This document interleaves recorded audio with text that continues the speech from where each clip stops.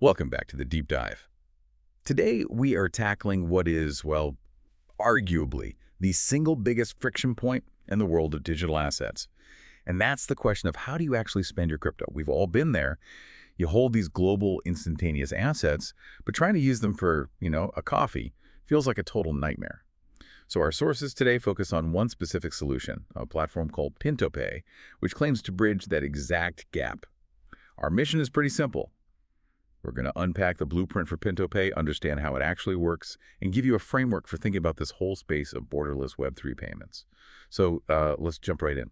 I think it's so important to set the scene here because the problems that made things like PintoPay necessary are they're profound. The traditional banking system just imposes these heavy limits. We're talking spending caps, tough KYC rules, and all those awful bank The delays. multi-day delays, Yeah, right, and they just stop crypto from being useful in the real world. exactly. It stops it from having any real fluid utility.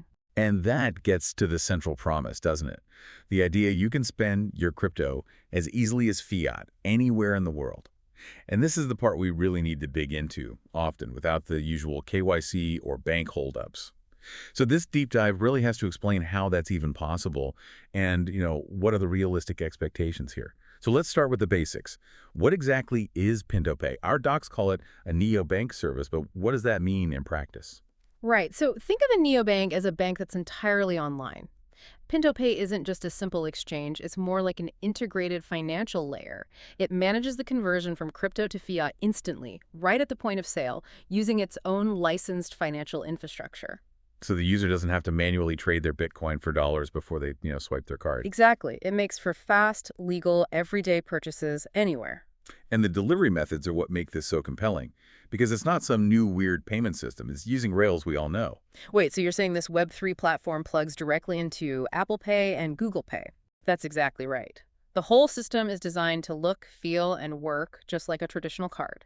It supports purchases through those huge platforms, and you can get physical Visa and MasterCards too. It's all done through a direct API integration. So the cash register, it just looks like a normal transaction, even though the money was in USDT just seconds before. Precisely. Okay, that integration makes total sense. It's a huge logistical win.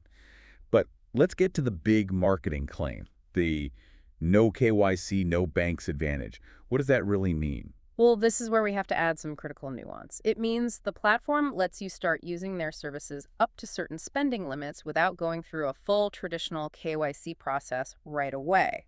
And for privacy-focused users, that's a massive selling point. But there has to be a trade-off, right? You can't just operate in the global financial system with zero oversight. There is. The insight here is that true freedom often comes with volume trade-offs. The no banks part is appealing because you don't need a traditional bank account to get started. But any system that wants to scale globally and handle higher volumes must eventually deal with anti-money laundering and KYC rules. PintoPay is likely using specific licenses or regulated spending tiers to manage this. So it's a tightrope walk. You get the freedom up front, but the system itself still has to play by the rules as you scale up. Exactly. That's the fundamental tension in decentralized finance. Okay, that makes sense. So for the actual user holding the card, the question becomes, what does this cost and what's it like to use?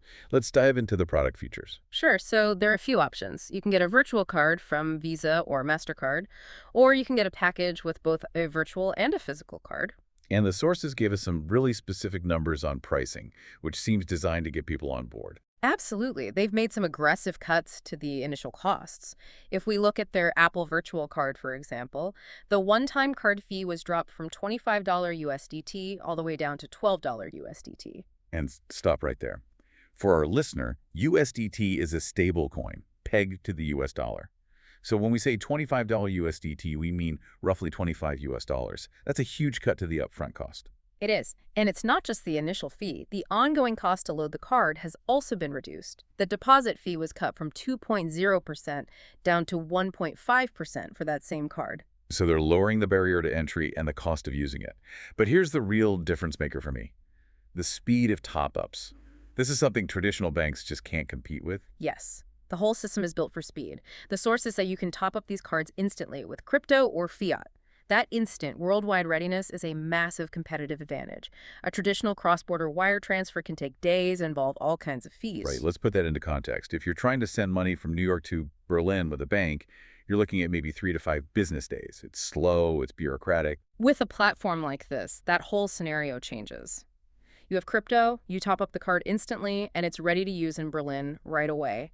The comparison is just, it's stark. Okay, so the consumer side seems really strong, fast, private, global spending power. But the sources make it very clear that the real scalability comes from B2B partners. Let's pivot to that. This part is fascinating. PintoPay isn't just selling a card service, they're selling the whole toolkit to start your own card issuing business. The value proposition for partners is that they get this ready-made financial infrastructure. They can issue their own branded cards and handle cross-border transfers securely. It looks like businesses have a couple of ways to integrate this, depending on their technical abilities. Mhm. You can either buy the parts or the whole finished product. Precisely. The first option is the API solution. This is for projects that already have their own tech stack and just want to plug in the card functionality. The cost for that is $9,500. And the support there is L2, which is technical support, right? Helping your engineers connect everything. But you have to build your own user interface. Exactly, it's for the pros. Then you have the full service option. The white label solution. Right, the turnkey solution. It comes with a pre-built front end, maybe a Telegram mini app, so it's ready for users immediately. The cost is much higher, at $30,500. But for that price, you get custom branding, the user interface, a referral program, and full L1 and L2 support. So L1 is customer service for your users. L2 is the tech help for your team. That's a huge difference. Okay, so that $30,500 price tag is pretty steep.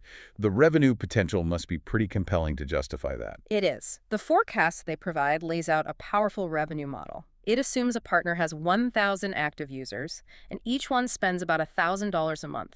That generates $1 million in monthly volume through the partner's cards. Hold on, $1,000 a month per user on a crypto-linked card. Is that a realistic assumption right now? That's the right question to ask. And while it might seem high for your average crypto holder, this forecast is likely aimed at specific groups. Think high-volume Web3 communities, digital nomads, or businesses paying remote teams in crypto.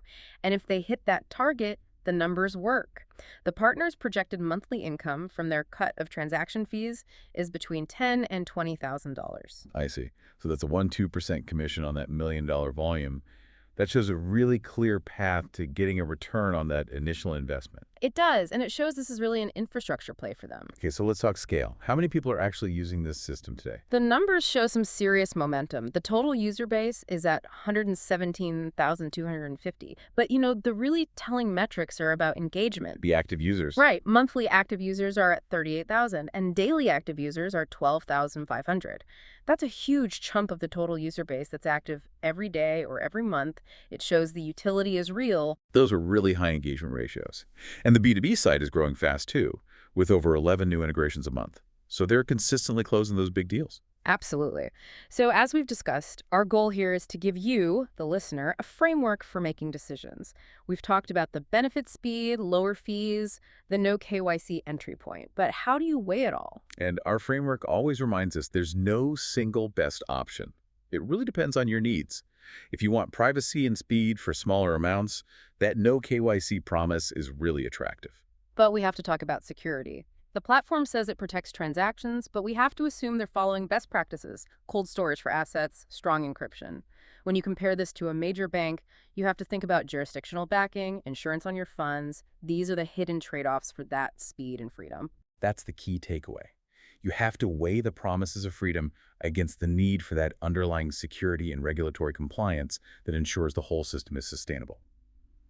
So what does this all mean? We've looked at PintoPay as a blueprint for a modern Web3 payment bridge. You now understand how it balances those big claims of freedom and privacy against the hard financial and technical structures needed to operate globally. And the future for PintoPay, and really for all of Web3 payments, is about making crypto utility a seamless reality. The whole movement is about removing those barriers between holding digital assets and actually spending them in the real world. Which brings us to our final thought for you to consider. If every solution has these trade-offs, how will the balance between the desire for no KYC, no banks, and the growing pressure for global regulatory compliance shape the future of these platforms? At what point does the need for mass adoption force them to become more like the very systems they originally tried to bypass? That's the tightrope walk that will define this entire sector.